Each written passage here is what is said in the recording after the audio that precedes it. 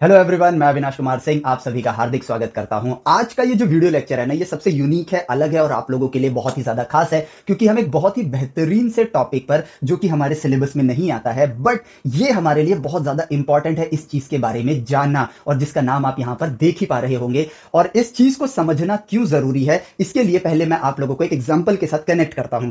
Suppose करो कि हमें कार ड्राइवर बनना है, और यहां पर अगर मुझे एक ट्रैफिक में डे टू डे लाइफ में कार चलाने के लिए अगर ड्राइविंग सीखनी है, तो मुझे सिर्फ कार के स्टीयरिंग को कितना टर्न करने पे कार कितना टर्न होती है उसकी जानकारी चाहिए। और अगर मैं राइट हैंड साइड वाली कार जो इंडिया में होती है वो वाली साइड से ड्राइव कर रहा हूं, तो लेफ्ट हैंड साइड पे कितना मेरे को ऑफसेट रखना होगा कि मेरी कार उस साइड से टकराए नहीं। इन बेसिक जानकारियों के साथ साथ मुझे ये चाहिए कि टायर में कितना प्रेशर होना चाहिए स्मूथ ड्राइविंग के लिए। इतनी बेसिक जानकारी और ट्रैफिक में हैंडल को कंट्रोल करना अगर मुझे आ गया, आई एम रेडी। मैं रेडी हूं उस कार को ट्रैफिक में रन करने के लिए, इजीली उसको बिना टक्कर मारे मैं उसको चला सकता हूं। लेकिन फर्ज करो कि आपको फॉर्मूला वन कार का वर्ल्ड नंबर वन ड्राइवर अगर बनना है, तो आपको सिर्फ इतनी जानकारी आप लोगों के लिए सफिशियंट नहीं है। तब आपको जानना होगा कि इंजन परफॉर्म कैसे करता है, उससे उसकी maximum efficiency as a operator, क्योंकि ड्राइवर कार को ऑपरेट करता है, एज अ ऑपरेटर आप कैसे निकाल सकते हो। जब आप उस पर अपना ड्राइविंग वर्क कर रहे हो, उस दौरान आपकी बॉडी किस रफ्तार से स्वेट प्रोड्यूस कर रही है, और उस स्वेट को जो कंज्यूम हो रहा है बॉडी से, जो निकल रहा है, उसको फिल करने के लिए आपको किस रफ्तार से ड्रिंक को लेना होगा, ताकि आप अपनी बॉडी में लिक्विड की कमी होने से अपने आप को बचा सको। आपको उस कार के एरोडायनेमिक्स का पता होना चाहिए, ताकि जब आप टर्न ले रहे हो तो एरोडायनेमिक्स की वजह से कार कैसे बिहेव करेगी, 300 किलोमीटर पर आवर की स्पीड पे स्टीयरिंग कैसे ऑपरेट करना है, और उसके अंदर जो फ्यूल जा रहा है उससे जो हीट निकल रही है, उस हीट का कितना प्रतिशत आप एनर्जी कंज्यूम कर रहे हो कार को ड्राइव करने का, और कितना प्रतिशत वेस्ट कर रहे हो। गाड़ी में पेट्रोल टैंक में जितना पेट्रोल है उसकी वजह से पेट्रोल कंज्यूम होने के साथ वेट में आने वाले रिडक्शन से सेंटर ऑफ ग्रेविटी पे और कार के एक्सीलरेशन पे क्या फर्क पड़ता है, इस चीज की जानकारी होगी तो आप यकीनन यकीनन world number one formula one driver बन जाओगे। लेकिन इस जानकारी के साथ आपको ड्राइविंग के भी स्किल्स रखने होंगे। अब बात यहां पर क्या आती है कि हमने कार का एग्जांपल क्यों लिया। अब जरा सोच के देखो, एज अ स्टूडेंट हम लोग अपनी लाइफ में अपने आप को कामयाब बनाने के लिए पढ़ रहे हैं, और जो एंड रिजल्ट है वो है वर्ल्ड को डोमिनेट करने वाला, मतलब ऐसा इंसान बनना जो इतना कामयाब इंसान हो, जो इवोल्यूशन ला सके ह्यूमैनिटी के लिए, जिसके कई एग्जांपल्स हम अपनी प्रीवियस लेक्चर्स के अंदर देख चुके हैं। हमें स्टडी करनी है अपने आप को काबिल बनाने के लिए, ना कि भेड़ चाल को फॉलो करने के लिए। अब इस चीज को जानने के लिए आपको आपकी कार का इंजन की तरह ही आपकी बॉडी का जो मेन इंजन है, यानी कि ह्यूमन ब्रेन, उसको समझना होगा कि वो ऑपरेट कैसे करता है, आप उससे उसकी मैक्सिमम एफिशिएंसी कैसे यूटिलाइज कर सकते हो। और यहां कोई एक्सरसाइजेस नहीं बताने वाला हूं, ये सिंपली एक साइंस का लेक्चर है जिसके अंदर ह्यूमन ब्रेन के साइंस को हम लोग समझना स्टार्ट करेंगे। फ्रॉम द टाइम जब ये ह्यूमन ब्रेन आया हमारे पास, मतलब इवॉल्व होते होते आज तक की जर्नी हम लोग देखेंगे, एंड ये ऑपरेट कैसे होता है उसको समझेंगे। अब बात ये आती है कि हमारा ब्रेन वर्क कैसे करता है, तो शुरुआत करते हैं बड़ी बेसिक सी जानकारी से। हमारा ब्रेन ऑपरेट करता है इंफॉर्मेशन को गैदर करके, उस इंफॉर्मेशन को प्रोसेस करता है, और उसके बाद वो एक्ट करता है। अब वो इंफॉर्मेशन गैदर कैसे करता है, इनपुट्स के जरिए। इनपुट्स क्या है हमारे पास 5 प्रकार के सेंसर हैं, बेसिक सेंसर्स जो मैं बताता हूं, जिसमें आईज आ जाती हैं विजिबिलिटी के लिए, देखने के लिए, ईयर्स आ जाते हैं सुनने के लिए, नोज आ जाती है स्मेल के लिए, टंग आ जाती है टेस्ट के लिए, और स्किन आ जाती है टच के लिए। इन 5 सेंसर्स के जरिए हम नेचर से इंफॉर्मेशन गैदर करते हैं। इन सारे सेंसर्स के जरिए हम नेचर से इंफॉर्मेशन गैदर करते हैं, जो कि हमारा इनपुट होता है ह्यूमन ब्रेन के लिए, और फिर ह्यूमन ब्रेन यहां पर इंफॉर्मेशन को प्रोसेस करता है, और उसके अकॉर्डिंगली वो रिएक्ट करता है, या फिर आप कह लो आउटपुट देता है।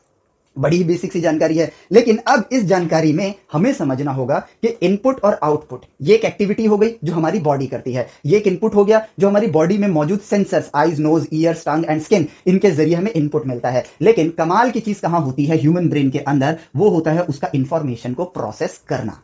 अब ये इंफॉर्मेशन प्रोसेस कैसे करता है, सबसे इंपॉर्टेंट बात ये है कि सबसे इंपॉर्टेंट चीज ये है कि अगर अगर आपके पास लेक है, आपके सामने एक लेक है, तो क्या आप उस लेक में ओशन को देख सकते हो? आप नहीं देख सकते हो। इट मींस परम सत्य यह है कि जो मौजूद है आपको वही नजर आएगा। सिमिलरली हमारा ब्रेन प्रोसेस सिर्फ वही कर पाएगा जितनी नॉलेज या फिर जितनी इंफॉर्मेशन जो उसने स्टोर कर रखी है, यानी कि यहां पर नोन पैरामीटर्स जो हमारे पास होंगे, नोन पैरामीटर्स जो हमारे पास हैं, ये सिर्फ उन्हीं के जरिए, नोन इंफॉर्मेशन जो हमारे पास है उसी के जरिए वो प्रोसेस कर पाएगा।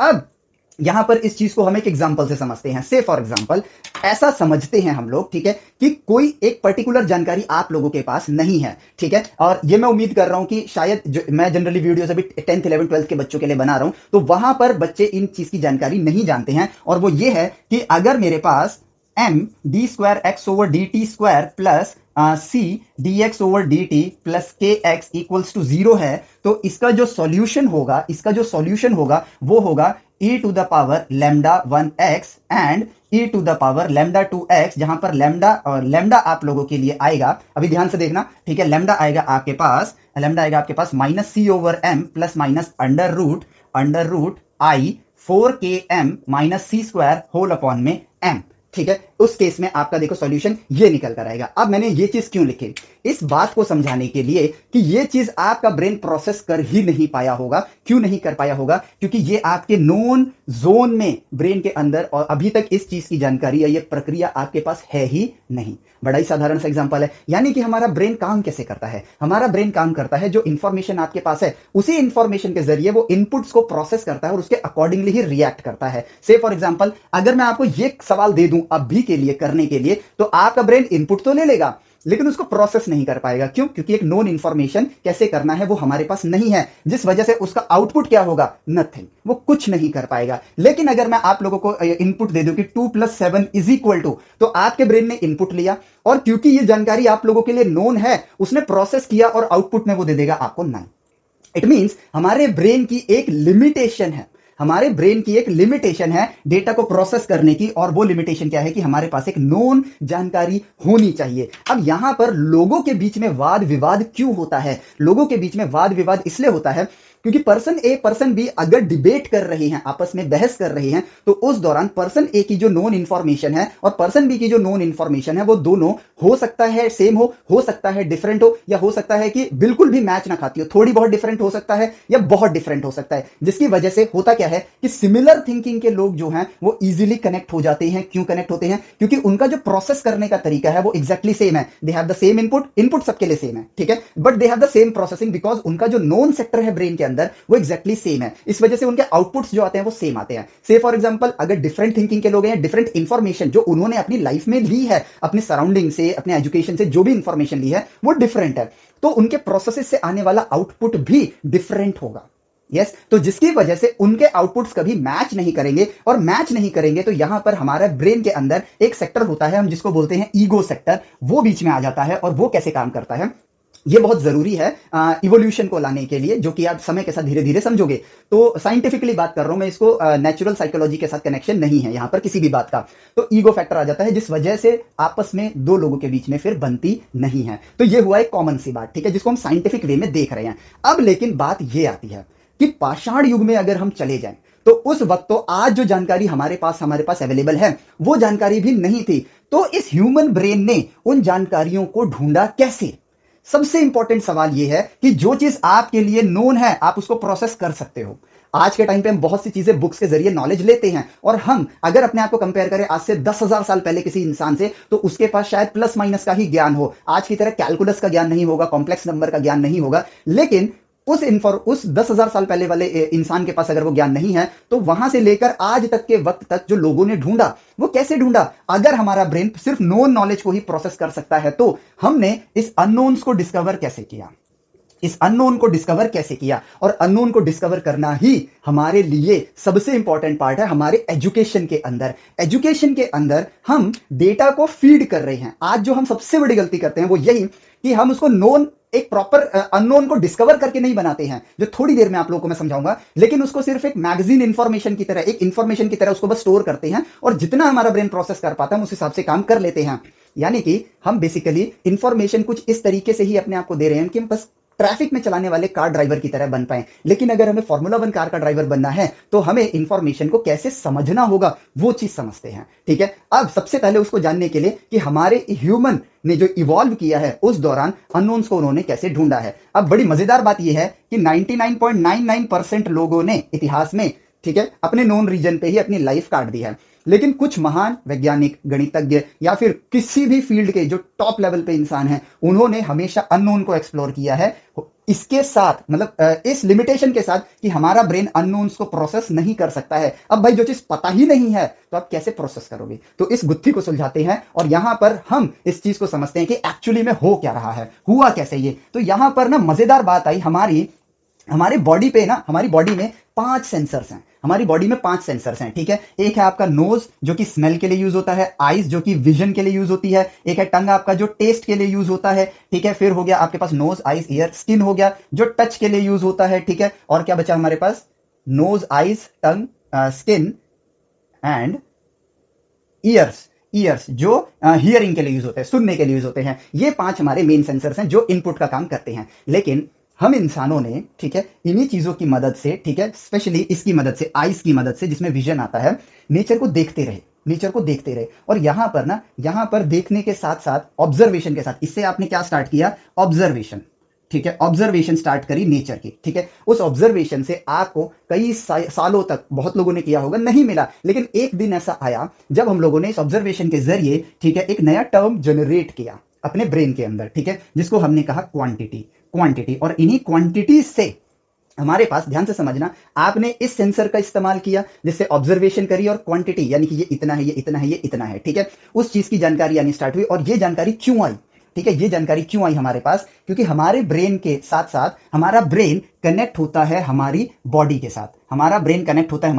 साथ, एंड बॉडी को सरवाइव रखने के लिए ऑटोमेटिकली बाय डिफॉल्ट, ठीक है, सरवाइव करने के लिए इसको बेसिक गुड्स की नीड होती है, ठीक है। उन नीड को फुलफिल करने के लिए चीजों को अपने पास रखने की जो उत्सुकता है कि अगर ज्यादा होगा, ठीक है, अभी वो भाषा भी नहीं है, अभी हम एकदम आदिवासी है, जंगलों में रहते हैं, लेकिन कोई भाषा नहीं है, या समझ लो उस जमाने कोई ई करके जो भाषा होती है वो है, ज्यादा होगा तो मैं लंबा समय जीऊंगा उनकी भाषा में, ठीक है। जिसकी वजह से क्वांटिटी को समझना हमारे लिए इंपॉर्टेंट हुआ। और इस क्वांटिटी को कैसे समझ आए कि मेरे पास ज्यादा है, उसके पास कम है, अगर मेरे पास कम है तो ज्यादा कैसे करना है? Very limited knowledge.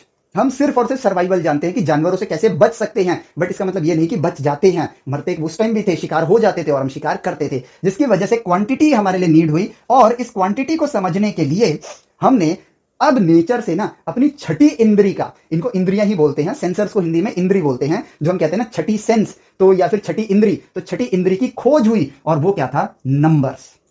क्वांटिटी को समझने के लिए हमने नंबर्स देने स्टार्ट करे और यही बनी हमारी सिक्स्थ सेंस, ठीक है। एक और सेंसर हमने अपने साथ जोड़ लिया जो कि आगे चल के, अभी तो हम नंबर्स बोल रहे हैं लेकिन इसका पूर्ण नाम पड़ने वाला है मैथमेटिक्स। अब मैथमेटिक्स जो है ये हमारा एक लौता ऐसा सेंसर है जो इन सारे सेंसर्स का यूज भी करता है और अपने आप में भी एक लौता सेंसर बन जाता है। कैसे? ठीक है, अब देखो, अब नेचर को पहली बार हमने अंकों के साथ जोड़ा, नंबर्स के साथ जोड़ा और क्वांटिटी को समझना स्टार्ट किया। और इसी के साथ हमारे ब्रेन में पहली बार, ठीक है, पहली बार नहीं, इससे पहले भी पर्टिकुलर स्किल्स तो हम सीख ही रहे थे, लेकिन अब जो अननोन सेक्टर था, उसके अंदर जो अननोन सेक्टर था जिसको हम नहीं जानते हैं, जैसे कि हम नंबर्स को भी नहीं जानते थे, लेकिन अब ये नंबर्स जो है ये अननोन से हटकर नोन में आ गया है। एक नया इंफॉर्मेशन हमारे ब्रेन के पास आ चुका है जो नोन है। अब इस नोन प्रोसेस के साथ अगली जनरेशन भी पैदा होगी, क्योंकि जो हमने सीखा वो हमने अगली जनरेशन को भी पास ऑन किया। तो अब हमारे ब्रेन के पास बेसिक इंफॉर्मेशन, जो जीने के लिए जैसे जानवरों के पास जो इंफॉर्मेशन होती है उतनी इंफॉर्मेशन है, लेकिन अब साथ ही साथ हमारे पास एक छठी इंद्री भी आ गई, नंबर्स की इंद्री। अभी के लिए नंबर्स कहते हैं, थोड़े टाइम बाद इसको मैथमेटिक्स बना देंगे, ठीक है। तो नंबर्स की इंद्री आ गई, इसके जरिए हमारे नोन सेक्टर में कुछ इंफॉर्मेशन और बढ़ गई। अब इस इंफॉर्मेशन की वजह से हम कह सकते हैं कि हम इवॉल्व हुए, ठीक है, कंपेयर टू अदर एनिमल्स। इसके खोज से पहले हम एनिमल्स के बराबर थे, लेकिन इसकी खोज के साथ, ठीक है, हम इवॉल्व हो गए। अब मन में यह भी सवाल आता है कि हम इंसान ही क्यों इवॉल्व हुए? तो यहां पर ऐसा नहीं है कि हम इंसान इवॉल्व हुए, कोई ना कोई तो इवॉल्व करता ही, वो कोई ना कोई को जिसने इवॉल्व किया वो हम इंसान बने। अगर मान लो कि हमारी जगह डॉग्स इवॉल्व करते, तो आज डॉग्स भी यही कहते कि हम डॉग्स ही क्यों इवॉल्व हुए और कोई जानवर इवॉल्व क्यों नहीं हुआ? तो कोई भी इवॉल्व कर सकता था, वो परिस्थितियों पर डिपेंड करता है, वो रैंडमनेस पे डिपेंड करता है, लेकिन उन परिस्थितियों में जो भी इवॉल्व हुआ वो आज इंसान है, ठीक है। अब नोन सेक्टर आया। अब यहां पर ना आज के पॉइंट ऑफ व्यू से सोचो कि यहां पर हमें एक बात और पता चली कि हमारे पास, हम बेशक नोन डेटा को ही प्रोसेस कर सकते हैं, लेकिन हम अपने नोन डेटा को एनहांस भी कर सकते हैं, बढ़ा भी सकते हैं, और हमारा ब्रेन इसी तरह हमें इवॉल्व करेगा। अब बात आती है अगली चीज पे। जब हमने इन नंबर्स की वजह से इवॉल्व करना स्टार्ट किया, तो उस इवोल्यूशन की वजह से हमने क्वांटिटी को अपने पास रखा, जिसकी वजह से हम थोड़ा ज्यादा समय तक सर्वाइव कर पाए as compare to previous generation. थोड़ा इवोल्यूशन हुआ।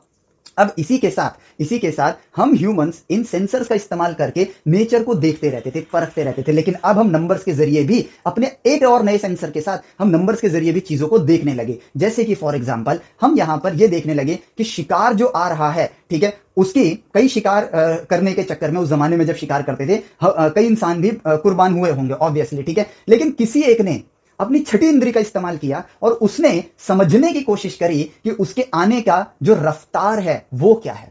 यानी कि उसने देखा नंबर्स और उसको यहां से यहां आने में समय को भी एक नंबर दिया, जिसकी वजह से उसने उस रफ्तार को समझा और उस रफ्तार को समझने के साथ वो अपने धनुष बाण के रफ्तार को भी देखने लगा। ठीक है, अब बात को समझना, यहां पर जिस चीज को इस्तेमाल वो कर रहा है वो उसके नोन सेक्टर में है। इसी नोन सेक्टर की मदद से उसने रफ्तार यानी कि स्पीड को समझना स्टार्ट किया। बेशक उसने भी डिस्टेंस अपॉन टाइम नहीं लगाया है, लेकिन उसने कुछ ना कुछ इंफॉर्मेशन उससे लेनी स्टार्ट करी। क्या पता कईयों ने गलत सोचा हो, लेकिन किसी एक ने सही समीकरण ढूंढ लिया हो, जिसकी वजह से अब वो तीरंदाजी जो पहले बस जाके हमला कर देते, जैसे जानवर करते हैं बस जाके हमला कर देना, उन स्किल से हटकर अब हम दूर से शिकार करना स्टार्ट करने लगे।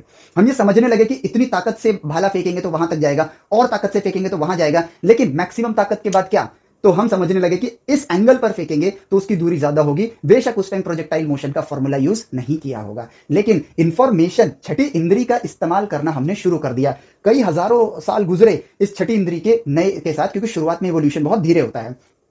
अब लेकिन धीरे धीरे हम लोगों ने चीजों को समझना स्टार्ट किया, समझते समझते हम आगे बढ़ने स्टार्ट हुए। एक चीज की खोज हुई, उसके बाद एक और चीज नई खोजी गई होगी। कैसे खोजी गई होगी वो अभी बताता हूं, लेकिन उसके बाद कुछ और खोजा, फिर कुछ और खोजा, और धीरे धीरे हम लोगों ने अपने इस अननोन को, ये अननोन एक इनफाइनाइट नॉलेज का जगह है। जो अननोन है ना वहां पर इनफाइनाइट नॉलेज है, जो नोन है ना वो फाइनाइट नॉलेज है, क्योंकि आप सब कुछ नहीं जानते हो। तो सब कुछ कहां है, अननोन सेक्टर में है। उसी अननोन में से कुछ हिस्सा हम लोग अपने नोन रीजन में लाते गए और ह्यूमैनिटी इवॉल्व होती गई। तभी आज हम इतने सक्षम हैं कि अब इंसान का जो प्रॉपर दुश्मन धरती पर हो सकता है वो इंसान ही हो सकता है। किसी जानवरों से इस सिविलाइजेशन को खतरा नहीं है, क्योंकि हम उनसे काफी ज्यादा ऊपर आ चुके हैं, काफी ज्यादा इवॉल्व कर चुके हैं।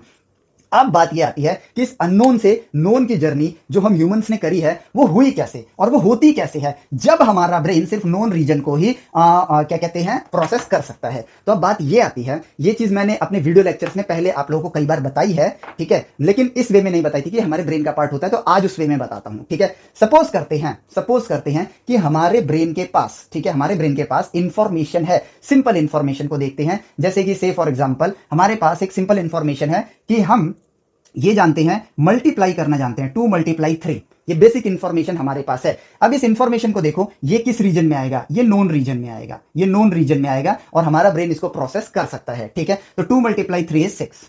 ठीक है, ये चीज हमें जानकारी है। हमें जानकारी है नंबर लाइन की, कि हम यहां पर खड़े हैं 0 1 2 3 4 5, -1 -2 -3 -4। ठीक है, हो सकता है आप में से कई व्यूअर्स को ये ना पता हो, लेकिन कई लोगों ने अगर मेरी प्लस माइनस क्या होते हैं वो वाली वीडियो देख रखी है तो उनको पता होगा कि नेगेटिव और पॉजिटिव आपके डायरेक्शंस होते हैं। कोई बात नहीं, नहीं देखी है तो भी आप अभी सिर्फ इतनी जानकारी ले लो कि प्लस माइनस आपके लिए डायरेक्शंस होते हैं। ठीक है, प्लस माइनस का मतलब होता है प्लस, जहां आप देख रहे हो उसी दिशा में आगे बढ़ना आपका पॉजिटिव डायरेक्शन है, उसके विपरीत दिशा में जाना आपके लिए नेगेटिव डायरेक्शन है। ठीक है, तो यहां पर प्लस माइनस आपके लिए डायरेक्शंस हो गए। अब हमने इस नंबर को देखा, हमें पता है मल्टीप्लिकेशन क्या होती है, और हमने छोटी क्लासेस में नंबर लाइन को पढ़ रखा है। ठीक है, हो सकता है ये जानकारी सबके पास ना हो, लेकिन कोई बात नहीं, आप उन वीडियोस को मेरे चैनल पे एक्सप्लोर कर लेना, why negative multiply negative is positive, तो ये जानकारी भी आपको मिल जाएगी। लेकिन अभी इस पर फोकस करो, क्योंकि ये बड़ा ही इंटरेस्टिंग सा पार्ट है।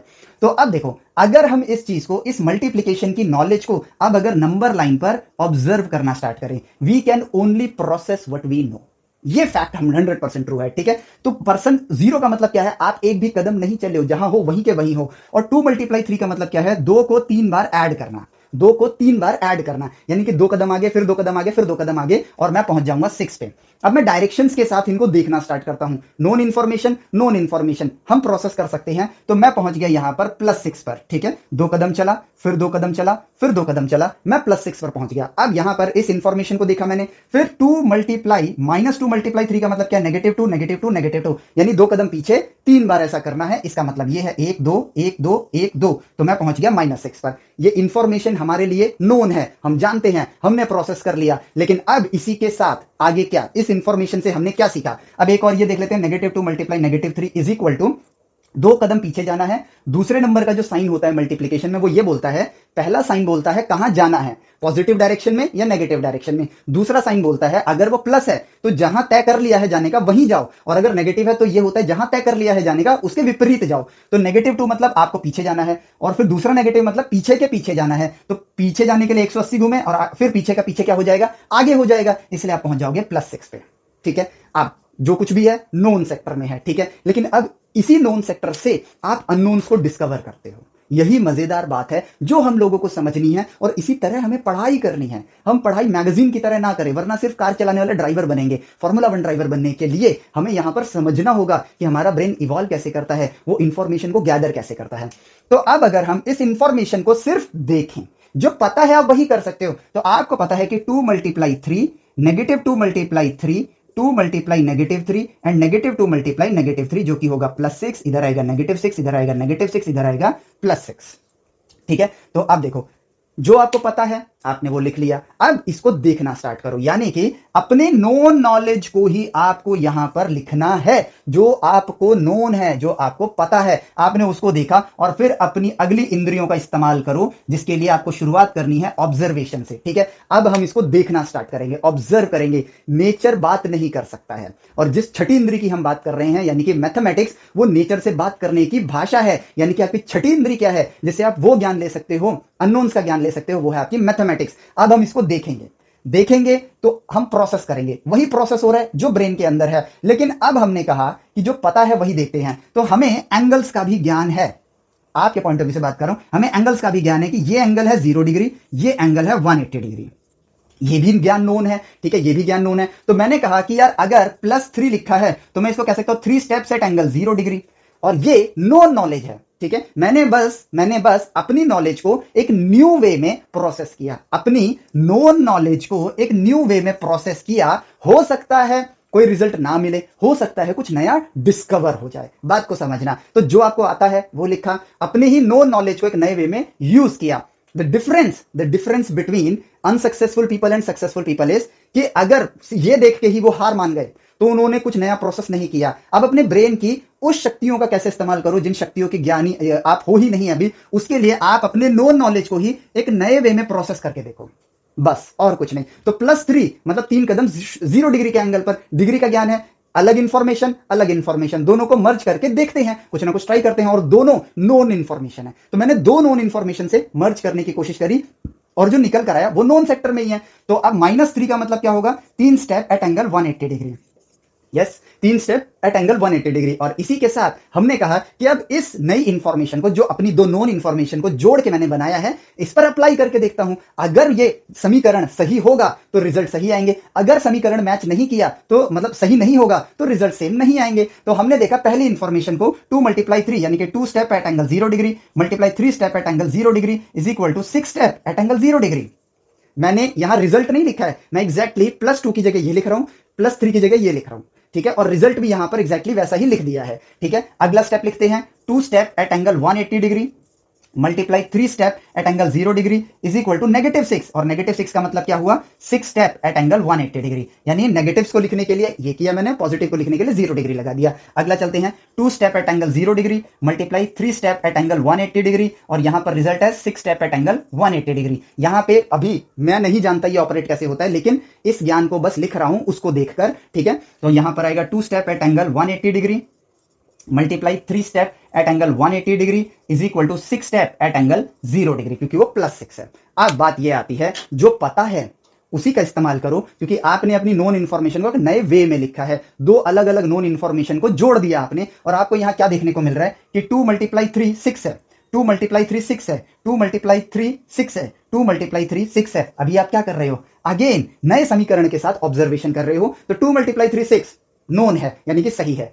0 0 से 0 कैसे आ सकता है, मल्टीप्लाई करने पे आ सकता है, ऐड करने पे आ सकता है, सब्ट्रैक्ट करने पे आ सकता है। ठीक है, लेकिन डिवीजन में नहीं आएगा।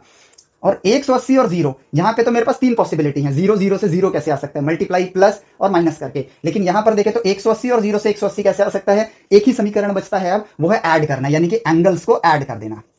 एंगल्स को ऐड कर देना। और यहां पर जो आप देख रहे हो उसको आप प्रोसेस क्यों कर पा रहे हो? क्योंकि आप एडिशन जानते हो, सब्ट्रैक्शन जानते हो, ठीक है, मल्टीप्लीकेशन जानते हो, इसलिए आप प्रोसेस कर पा रहे हो। यानी कि अभी भी आपने अपने नोन सेक्टर का ही इस्तेमाल कर रहे हो, ठीक है। इससे ये कैसे आया? नोन इंफॉर्मेशन, क्योंकि ये भी नोन है, ये भी नोन है, बस आपने इसको थोड़ा सा मोड़ के लिखा, एक नई इंफॉर्मेशन में लिखा। और अब देखो 0 से 180, इससे भी 180 कैसे आ सकता है? सिर्फ ऐड करके आ सकता है। तो अब ये जो ऐड करने वाली बात है वेरीफाई हो गई। क्यों? 0 + 0 = 0, ठीक है। 180 + 0 = 180, 0 + 180 = 180। लेकिन अब यहां पर कैलकुलेशन में प्रॉब्लम, 180 180 0।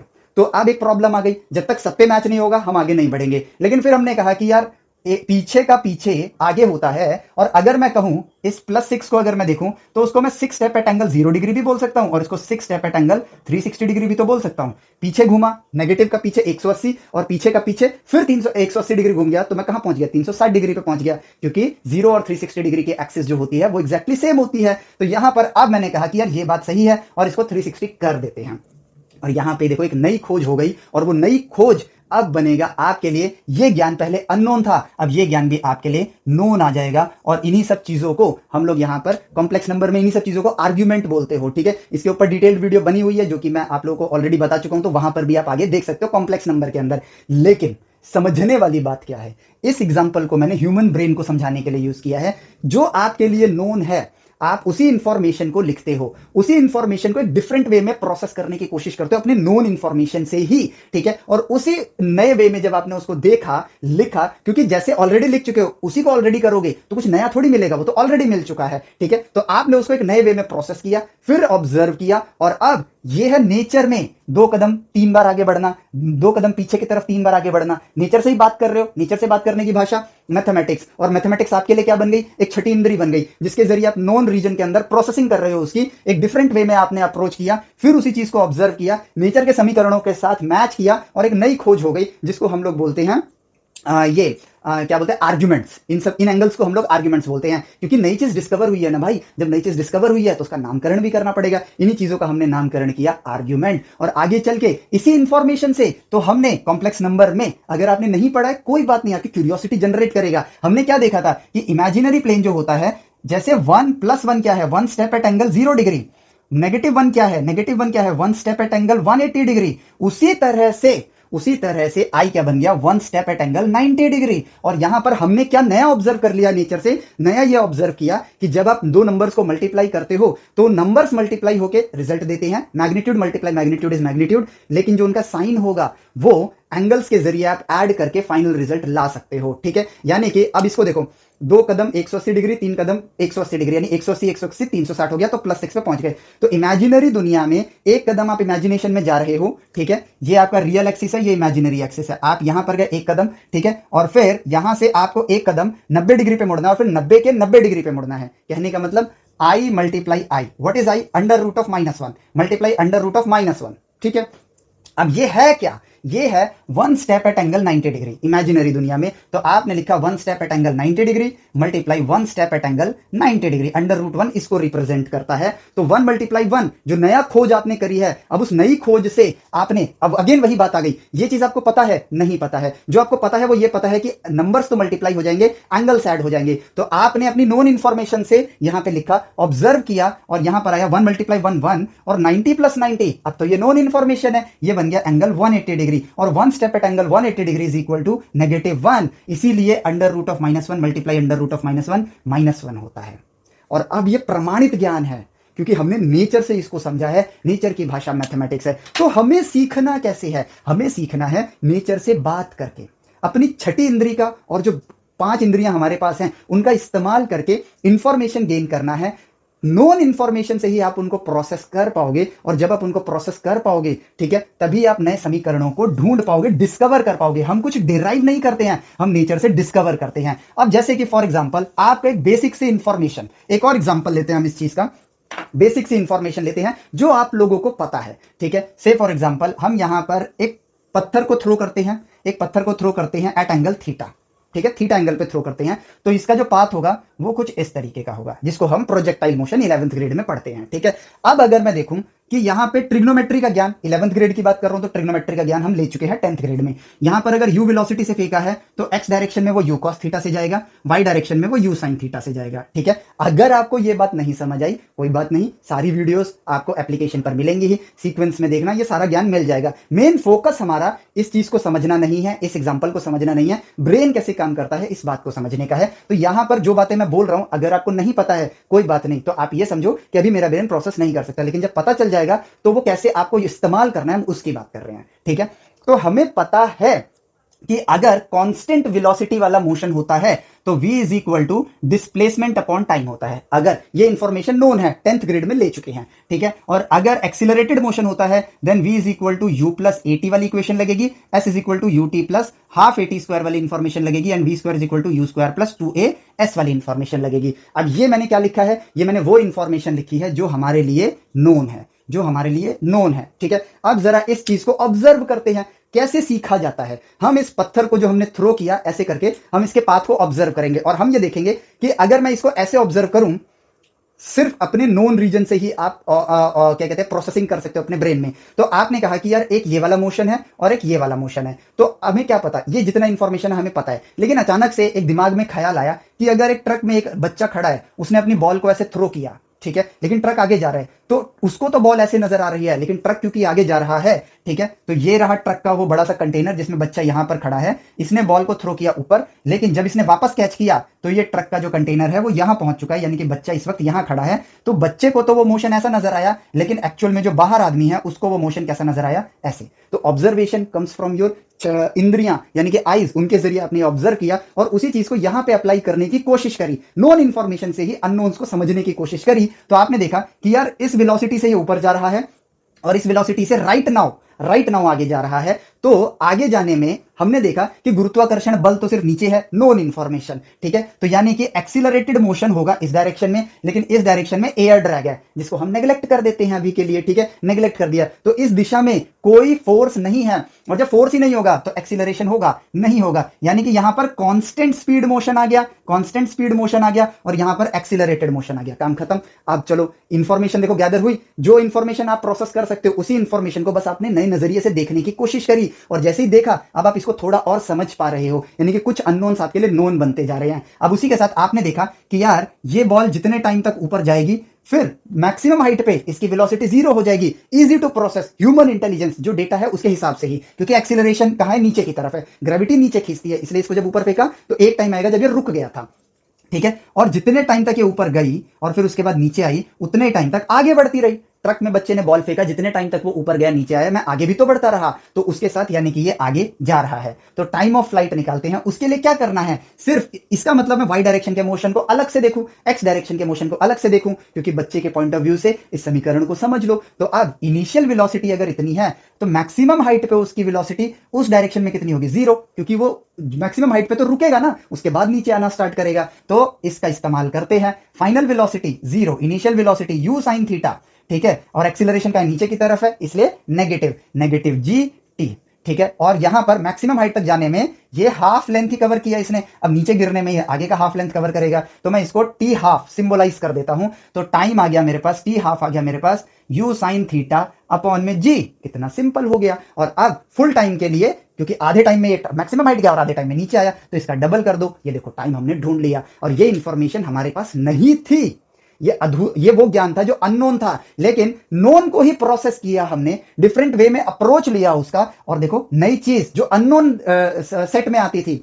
हमारे मैथ का पहला चैप्टर है ना सेट, हमारे पास एक नोन सेट है एक अननोन सेट है, हमें अननोन सेट से चीजें अपने नोन सेट में डालते रहना है। एक नई चीज हमने देख ली, अब जितने टाइम तक ये ऊपर से नीचे आया उतने टाइम तक तो ये आगे बढ़ा होगा ना, सेम वेलोसिटी से, जो कि है u cos थीटा, क्योंकि यहाँ पे कांस्टेंट स्पीड है तो वेलोसिटी बदलेगी नहीं। तो इतने वक्त में इसने कितना डिस्टेंस ट्रेवल कर लिया, उसी को तो हम रेंज बोलेंगे।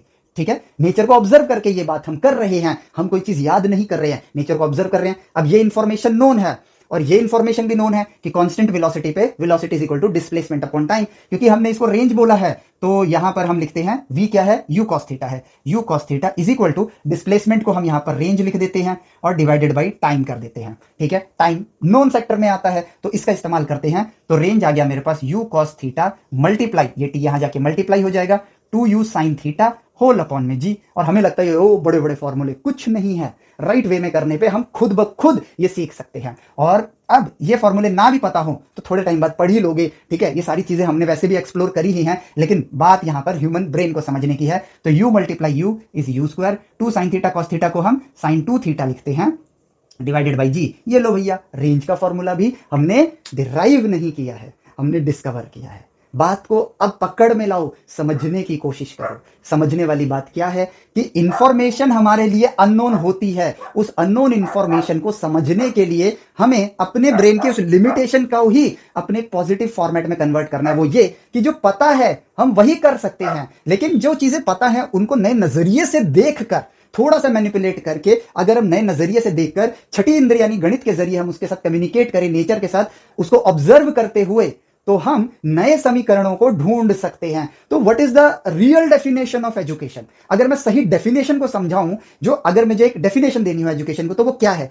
आपका सारा सिलेबस पूरा करना, वो शायद एजुकेशन नहीं है। उससे आप कभी भी वो फॉर्मूला 1 के ड्राइवर नहीं बन पाओगे। आप कार चलाना सीख रहे हो, क्योंकि हम इंफॉर्मेशन को यहां से याद कर रहे हैं कि अच्छा फेंका तो इतनी रेंज होगी, इतना टाइम होगा। ये इंफॉर्मेशन गलत है। मतलब ये इंफॉर्मेशन से आप कार चलाना सीखोगे, लेकिन अगर आप ये सीख लो, एजुकेशन के जरिए आपको सीखना क्या है? अपने उस स्किल को एनहांस करना, जिस स्किल में आप अननोन नॉलेज को अपने नोन नॉलेज से यहां पे मैं एक वर्ड लिखूंगा, डिस्कवर करो। That will be your next level skill and that will be your actual skill. तभी आप नई नई चीजों में इंटरेस्ट, जो भी आप ढूंढोगे ना, वो आपको इंटरेस्टिंग लगेगा, बोरिंग नहीं लगेगा। बोरिंग क्यों लगता है? क्योंकि याद करना पड़ता है, और हमारा ब्रेन जिस चीज से स्ट्रेस्ड होता है, जिस चीज को वो स्ट्रेसफुल मानता है, क्योंकि देखो हमारे ब्रेन का ना इंफॉर्मेशन स्टोर करने की भी एक लिमिटेशन है। वो हैबिट्स को लाइफ लॉन्ग स्टोर करता है। और हैबिट हमें क्या बनानी है कि हमें ये समझना होगा कि हमारा इंजन जो है, जैसे कार का इंजन, पेट्रोल डालेंगे, उसको बर्न करेंगे, वो एक्सपैंड होगा, पिस्टन नीचे आएगा, क्रैंक शाफ्ट की मदद से जो आपका वो जब वो शाफ्ट घूमेगा, क्रैंक शाफ्ट जब घूमेगी, जो कि व्हील के साथ कनेक्टेड है, और टाइमिंग बेल्ट के जरिए कैम शाफ्ट को आपने कनेक्ट कर रखा है। इतनी प्यारी इंजीनियरिंग है ना। ये चीजें शायद कई लोगों के दिमाग के ऊपर से गई हो, क्योंकि ये इंफॉर्मेशन अननोन है। लेकिन जिस इंसान ने इन्हीं चीजों को नेचर में ऑब्जर्व किया होगा, तो उसने नोन इंफॉर्मेशन से ही ये ज्ञान प्रोसेस किया है। यानी कि एक सत्य ही है, देखो ये बात तो सत्य है ना, जो पता ही नहीं है वो कैसे ही यूज कर सकते हो? नहीं कर सकते हो। मेरे पास पानी नहीं है तो मैं पी ही नहीं सकता हूं, लेकिन पानी है तो पी लूंगा, ठीक है। तो यहां पर जिस चीज की आपके पास अवेलेबिलिटी है, यानी कि नॉन इंफॉर्मेशन की, उस नॉन इंफॉर्मेशन से ही आपको प्रोसेसिंग करनी है ब्रेन के अंदर। इसी की स्किल को डेवलप करना है, इसी स्किल को एनहांस करना है। और कैसे एनहांस करोगे? जब आप जानते हो कि आपकी क्षमताएं क्या हैं, क्योंकि हमें जानते ही नहीं कि हम नोन से अननोन को ढूंढते हैं। ये इंफॉर्मेशन मिसिंग थी, लेकिन अब आपको ये इंफॉर्मेशन मिली है, तो अपने दिमाग के जो कहते हैं ना, जो राइट एक्सरसाइज है वो करो। और उसके बाद देखो आप सबसे बड़ी चीज, इससे क्या बनोगे? आप सेल्फ डिपेंडेंट बनोगे। सेल्फ डिपेंडेंट बनोगे, आपको चैलेंजेस लेने में मजा आएगा। आपको ये नहीं लगेगा अरे लाइफ में ये रिस्क हो जाएगा, वो रिस्क हो जाएगा। आप रिस्क ले पाओगे। फिर प्रॉब्लम्स आएंगी जिनके सॉल्यूशंस अननोन होंगे, लेकिन क्योंकि आप नोन को प्रोसेस करके अननोन के सॉल्यूशन या अननोन इंफॉर्मेशन को नोन सेक्टर में लाने लायक बन चुके हो, तो every problem now will not be a problem for you. हर मुसीबत आपके लिए एक मुसीबत नहीं रहेगी, बल्कि एक अपॉर्चुनिटी में ट्रांसफॉर्म हो जाएगी कि अब इससे मैं अपनी क्षमताओं को और बढ़ा सकता हूं। प्लस एक बड़ी मजेदार बात, पढ़ाई करने का जो एंड रिजल्ट होता है ना, वो एंड रिजल्ट होता है टू अर्न मनी, ठीक है। जो प्रॉब्लम आपने फेस करी है वही प्रॉब्लम दुनिया भी फेस कर रही है, क्योंकि ये दुनिया यहीं पे है ना, कहीं और तो है नहीं। तो जब आपने एक ऐसी प्रॉब्लम का सॉल्यूशन ढूंढ लिया by using your this skill, तो आपका जो सॉल्यूशन जो आपने ढूंढा है, that will become the product for everyone on the planet earth. और इससे सबकी लाइफ में ट्रांसफॉर्मेशन आ जाएगा। और जब आप उस प्रोडक्ट को एज अ सर्विस दोगे, आप ऑटोमेटिकली इतना मनी अर्न करना स्टार्ट कर दोगे जिसकी कोई सीमा नहीं है। और याद रखना, एक कैब का ड्राइवर कितना अर्न करता होगा, वेयर एज एक फॉर्मूला 1 ड्राइवर कितना अर्न करता होगा। एक कैब के ड्राइवर की रेपुटेशन समाज कितनी देता है, एक फॉर्मूला 1 की रेपुटेशन आप शायद उसका चेहरा भी नहीं जानते होगे, लेकिन जैसे ही आपको पता चलेगा अरे ये तो फॉर्मूला 1 के टॉप क्लास रेसर हैं, इमेज कहां से कहां जाएगी। और वैसे भी वो जब वो आ रहे होंगे, उनकी बॉडी का जो चार्म होगा, जो ग्लो होगा, वो खुद ब खुद अलग नजर आएगा। तो इस स्किल पे फोकस करते हैं कामयाब लोग। अब एक फैक्ट और स्टेटिस्टिक्स बताता हूं, 99.99% लोग नॉन इंफॉर्मेशन को न्यू वे में प्रोसेस ना करके जैसी लाइफ चल रही है वैसे ही चलाते हैं। कामयाब लोग जो कि 0.001% हो गए यहां पर, जो भी है मैथमेटिक्स, यानी कि ना के बराबर है, बहुत कम है, वो लोग अपनी इस स्किल का इस्तेमाल करते हैं, नोन से अननोन को खोजने का काम करते हैं, और फिर ऐसी सर्विसेज आप लोगों को देते हैं। एमबीए क्या है? कैसे कस्टमर्स के जरिए उस पैसे को अपने से गुजारना, ठीक है, मनी स्टे नहीं करता है, मनी फ्लो करता है, ठीक है, गुजारना, यही चीज एमबीए है। लेकिन जो टॉप लेवल पे हैं, जो बिलियनियर्स हैं, मिलियनियर्स हैं, वो क्या करते हैं, ये सारी जो प्रॉब्लम्स हैं कैसे आए, इन प्रॉब्लम्स का सोल्यूशन अननोन है, वो अपने नोन नॉलेज से इस अननोन को अपने नोन सेक्टर में लेकर आते हैं जो कि किसी को नहीं पता है, और फिर उसी को वो सर्विस बना के सबको देना स्टार्ट करते हैं, एंड नाउ यूरेका, काम खत्म। जकरबर्ग ने देखा कि पूरी दुनिया एक दूसरे के बारे में बात करना पसंद करती है, एग्जाम्पल लेते हैं, एक दूसरे के बारे में बात करना पसंद करती है, लेकिन वो लिमिटेड है बाय रीजन, क्योंकि वो कितनी दूर तक बात कर सकता है। अगर कोई बंदा दूर चला गया तो कैसे पता चले वही कि उसकी जिंदगी में क्या चल रहा है। सो ही इन्वेंटेड, ही ऑब्जर्व थिंग, कुछ नया मतलब उसने देखा, अब उसने सोचा कि दूर के लोगों को कनेक्ट करना है, दूर के लोगों को कनेक्ट करना है, ताकि लोग एक दूसरे के साथ उनके जीवन की और सारी बातें जान सकें और वार्तालाप करते रह सकें, ठीक है। सो उसने देखा एक और नॉन सेक्टर, इंटरनेट को देखा। इंटरनेट के जरिए आप इलेक्ट्रॉनिकली एक डिवाइस को कई दूर, मीलों दूर तक भी कनेक्ट कर सकते हो। So he decided to make a program, उस प्रोग्राम के अंदर उसने सिर्फ यहां का मैसेज वहां कैसे पहुंचे इंटरनेट के वायर्स के जरिए, और उसका यूआई कुछ ऐसा बनाया कि लोग आपस में एक दूसरे के साथ एक नेचुरल वे में इंटरैक्ट करते हुए नजर आए। इन सारी बातों को अगर आप ध्यान से देखोगे तो कोई भी चीज अननोन सेक्टर से नहीं है, लेकिन अननोन सेक्टर में क्या था, फेसबुक, इंस्टाग्राम, ठीक है, ये सारी चीजें, फेसबुक, इंस्टाग्राम, व्हाट्सएप, एक जमाने में विंडोज, ठीक है, ऑपरेटिंग सिस्टम, कंप्यूटर्स, ये सब एक जमाने में अननोन रीजन में थे, लेकिन अपनी नोन सोच को ही नए वे में ढाल के उन्होंने इन चीजों को इन्वेंट किया। अब यही चीजें एज अ सर्विस वर्क कर रही हैं, और इनको बनाने वाले आज किस लेवल पर हैं ये आप लोग जानते हो, ठीक है। तो यहां पर आपको डिसाइड करना है, एक ड्राइवर बनना है या एक फॉर्मूला 1 का ड्राइवर बनना है। दोनों में जमीन आसमान का अंतर है। अपने ब्रेन के इस पावर का जो आपके पास ऑलरेडी मौजूद है उसका इस्तेमाल करना है या नहीं करना है, ये भी आप लोगों के हाथ में होता है। अब बात ये आती है कि हमारी जो हैबिट्स होती हैं ब्रेन के अंदर, एक और ड्रॉबैक है, ड्रॉबैक नहीं कहूं, ये एक्चुअली में इंपॉर्टेंट भी है कई जगहों पर, और कई जगहों पर ड्रॉबैक भी है। हमारा ब्रेन हैबिट्स पे वर्क करता है, हैबिट्स पे वर्क करता है, और हमारा ब्रेन जो है आपस में इनके कनेक्शंस जो होते हैं, ठीक है, मैं कलर चेंज कर लेता हूं, इनके जो कनेक्शंस होते हैं, इनके जो ऑपरेशंस होते हैं, वो न्यूरॉन्स के कनेक्शंस पे डिपेंड करते हैं कि न्यूरॉन्स आपस में किस तरह से कनेक्टेड हैं। तो हमारा ब्रेन ना न्यूरॉन्स को जनरेट भी करता है, लेकिन अगर कोई न्यू इंफॉर्मेशन आती है तो वही इंफॉर्मेशन है तो उसी फॉर्मेट में कनेक्टेड है, उतना ही प्रोसेस कर पाएगा। लेकिन आप नॉन इंफॉर्मेशन को अगर डिफरेंट वे में देखना स्टार्ट करोगे, ऑब्जर्व करना स्टार्ट करोगे, तो आपका जो इंफॉर्मेशन के न्यूरॉन्स यहां जनरेटेड थे, यहां जनरेटेड थे, अब इन दोनों के बीच में भी एक कनेक्शन बन जाएगा। और ये क्यों बना, क्योंकि ये ऑलरेडी नोन सेक्टर हैं, इन दोनों नोन को भी आपने जोड़ दिया, ठीक है। जैसे कि प्रोजेक्टाइल मोशन, ये मोशन मेरे लिए अभी तक कितना नोन है, मेरे लिए इतना नोन है कि मैंने इसको ऐसे फेंक दिया, बस इतना ही नोन है। लेकिन मेरे लिए ये चीज अपने इंफॉर्मेशन, साइंस की किताबों से मैंने ये नोन इंफॉर्मेशन ली, इसको फेंकना और इनको दोनों को मर्ज किया, ये सारी चीजें आ गई, प्रोजेक्टाइल मोशन डन, ठीक है। और क्या ढूंढ डाला, जो पता ही नहीं था कि रेंज क्या होगी, टाइम ऑफ फ्लाइट क्या होगा, मैक्सिमम हाइट क्या होगी, खोज डाला ना, डिस्कवर हो गया, अपने आप हो गया, ठीक है। तो एग्जैक्टली यही हमारा ब्रेन, न्यूरॉन्स जो है, नोन न्यूरॉन्स को आपस में कनेक्ट करने का काम हमें करना है, और उसके जरिए नई नई डिस्कवरीज के जरिए और नए न्यूरॉन्स वहां पे जनरेट होने स्टार्ट होंगे, क्योंकि इंफॉर्मेशन को प्रोसेस करने के लिए उनके बीच में कनेक्शन होना जरूरी है। ऐसे ही आपका ब्रेन कनेक्शंस को डेवलप करता है, और जब वो कनेक्शंस को डेवलप कर लेता है, आपके लिए प्रोसेसिंग ईजी होती है। जो इंफॉर्मेशन मिसिंग है उनका प्रोसेसिंग करना कितना मुश्किल होगा। जैसे मैंने थोड़ी देर पहले जो एक इक्वेशन लिखी थी, सेकंड ऑर्डर डिफरेंशियल इक्वेशन, वो इंफॉर्मेशन को हमारा ब्रेन प्रोसेस ही नहीं कर पाया, क्योंकि उस इंफॉर्मेशन के लिए कोई न्यूरॉन अभी तक जनरेट हुआ ही नहीं है, ठीक है। तो हैबिट, हमारी अगर हैबिट लग गई है, जैसे पूरी दुनिया पढ़ रही है वैसे ही पढ़ने की, तो एक बैड न्यूज ये है कि ये हैबिट आसानी से नहीं जाती है। लेकिन एक गुड न्यूज ये भी है कि अगर, मैंने ये बोला आसानी से नहीं जाती है, लेकिन अगर हम जान जाएं कि इसको कैसे रिमूव किया जा सकता है, तो इससे हम उस गुड हैबिट को ला सकते हैं। और ऑब्जर्व करके, ह्यूमन ब्रेन को ऑब्जर्व करके ये पता लगाया गया कि भाई किसी में 22 दिन, किसी में 19 दिन, किसी में 27 दिन, कोई लोग तो 10 दिन में ही, लेकिन कई लोगों पे शोध करके ये पता लगा कि एवरेज निकल कर आता है 21 डेज, ठीक है। 21 डेज अगर आप किसी भी चीज को राइट वे में ऑपरेट करो जबरदस्ती, तो आपके जो न्यूरॉन्स हैं वो उसी वे के लिए अपने आप को ढाल लेंगे, और वो बन जाएगी आपकी हैबिट। और जब आपकी राइट हैबिट बन जाएगी, अपने इस नोन स्किल को यूज करके अननोन्स को ढूंढने की स्किल की हैबिट बन जाएगी, then you are good to go.